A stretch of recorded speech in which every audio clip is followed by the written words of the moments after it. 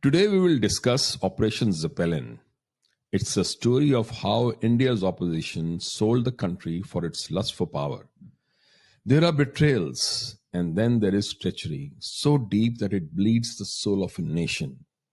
In January 2023, Gautam Adani was in Israel finalizing the acquisition of the strategic Haifa port, a deal that would not only bolster India-Israel relations, but also shift the balance of maritime power in the world.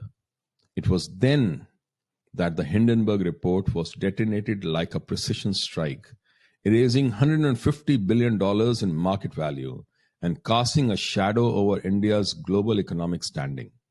But now we know that it wasn't random. It wasn't even business. It was war, an information war, a proxy sabotage. And the Gandhis, the Congress ecosystem, the TMC cabal, and their NGO-financed global lackeys were the enablers. Israel's spy agency Mossad launched Operation Zeppelin to investigate the timing and the motivations behind the Hindenburg attack. What they found was a dagger aimed at not just Adani, but at India's very rise as an economic power. Encrypted chats, foreign funding, global coordination, all were rolled into one.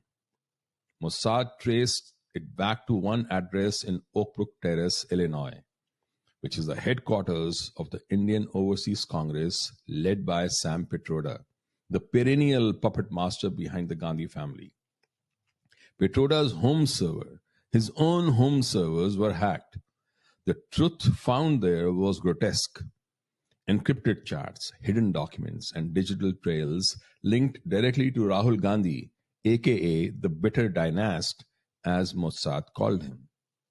Rahul Gandhi, during his Stanford visit, met with Hindenburg operatives. Sources reveal he was assured, "We will finish Adani and Modi." That's not opposition politics. That's collusion with the enemy forces.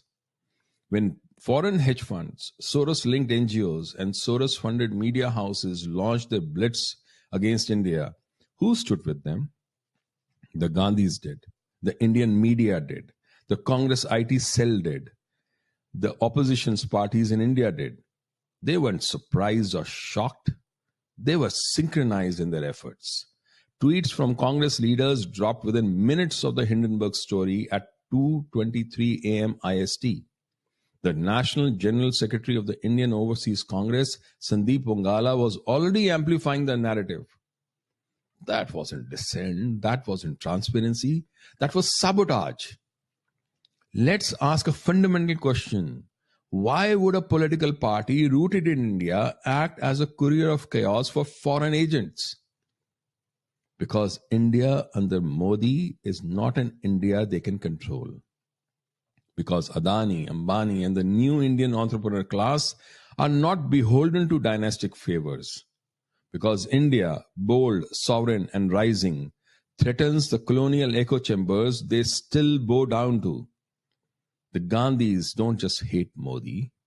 They hate an India they cannot control and plunder. They fear irrelevance. So they gamble with the nation's future, aligning with Soros, collaborating with hedge funds, leaking to global media, and activating their toolkit at midnight every time Bharat asserts sovereignty.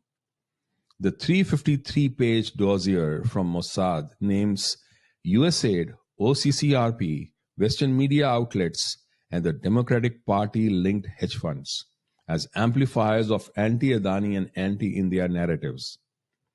Pitroda's communications, decrypted by elite Mossad cyber units, show systematic attempts to undercut Indian economic power just before the Haifa port deal.